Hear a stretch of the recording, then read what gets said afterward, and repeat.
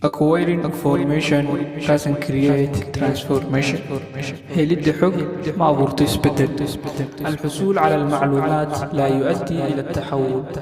isbeddel nololeed oo ula kac ah wuxuu yimaadaa markaad ogaato ujeeddadaada aadna doorato aqoontaad u baahan tahay. marka aad si dhaba u barato aqoontaas weli waxaad joogtaa information xog almacluumaad. haddaba si ay aqoontaas aad u waafajiso ujeedkaaga ama ay transformation التحول isbeddel u horseedo waxaa laga maarmaana in la dhaqan geliyo. magacaygu waa Ridwaan. channelkan muuqaalka daawanaysaana waa caqligal. mawduucana maanta wuxuu ku saabsan yahay helidda xog kadib helidda isbeddel. information to transformation. المعلومات إلى التحول. xog ilaa isbeddel. waqtigii hore culimada islaamku markay wax ka baranayaan culimada waaweyn uma imaan jirin inay information macluumaad ka bartaan ee waxaa ugu muhiimsan inay ka bartaan ku dhaqanka diinta. cadaymaha dhanka sayniska iyo falsafadda haddaynu meel iska dhigno oo qur-aanka xujo ka dhigano, ilaahay subxaanahu wa tacaala wuxuu ku sheegay qur-aanka suuratu baqara aayadda 129 rabbanaa wabcad fiihim rasuulan minhum yatluu calayhim aayaatika wayucallimuhum alkitaaba walxikmata wayuzakiihim innaka anta alcasiizu alxakiim. aayadda intaaynu uga dalleenahay waaynu ka rabno inaan ka soo dhex saarno mawduuceena meesha uu ka taabanayo yatluu calayhim aayaatika wayucallimuhum alkitaaba walxikmata wayuzakiihim. aayaddan ilaahay subxaanahu wa tacaala wuxuu ka hormariyey tacliinta التزكية. waana meesha keliya qur-aanka ilaahay ka hormariyey tacliinta التزكية. aayadda ilaahay tabaaraka wa tacaala waxa uu ku sheegay 4 shaqo oo ambiyada loo soo diray. 4 mid ahaani waa tazkiya, in nafta xumaha laga daahiriyo.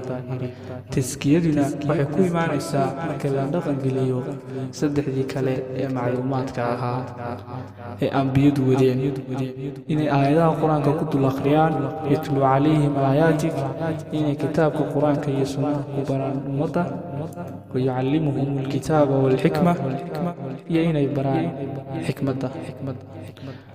aqoontuna qofka waxay wax tartaa marka ay qiimo yeelato, marka ficil loo bedelo. xikmadahan waxay ku iftiiminayaan inay waajib tahay in ficil loo bedelo macluumaad kasta si ay anfac u yeeshaan. xikmadda koowaad, Tony Robbins. Anthony J. Robbins waa Amerikaan milyaneer ah, qoraa, coach iyo samafalaa. sidan ayuu yidhi, you see in life lots of people know what to do, but few people actually do what they know. Knowing is not enough, you must take action. waxaad arkaysaa nolosha dad badan oo garanaya waxay qabtaan, laakiin dad yar ayaa qabta waxay garanayaan. garashadu kuma filla, waxaa waajib ah inaad ficil u beddeshid. xikmadda labaad, step out of your comfort zone and into transformation. ka bax goobta raaxada una bax isbeddelka, waxqabadka iyo wax cusub, new creation. xikmadda saddexaad, anfoska hooyo iyo qoraa kanadiyaan waxay tiri, practice is the hardest part of learning. ku celcelintu waa qaybta ugu adag waxbarashada, and training is the essence of transformation. tababarkuna waa nuxurka isbeddelka. xikmadda afraad, Brian Lomax, ciyaaryahan kubadda tenista ah,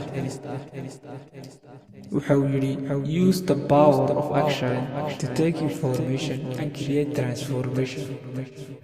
isticmaal awoodda ficilka si aad u heshid xog u samaysid isbeddel. haddaba aynu sharaxno sawirkan muujinaya sida loo maro isbeddelka التحول. macluumaadka aad haysato ee haddaad action u beddesho noqon karaa wax qiimo leh. waxaa ka mid ah sawirka qaybta informationka, fikrado, khibrado iyo aqoon. waxaa ku sii xiga sawirka qaybta actionka inaad u beddesho action ficil u beddesho informationkaas si aad u hesho transformation isla markaana aad u samayso abuuritaan cusub موضوعنا maanta intaan ayuu ku egyahay. Asalaamu calaykum waraxmatullaahi wabarakaatuh.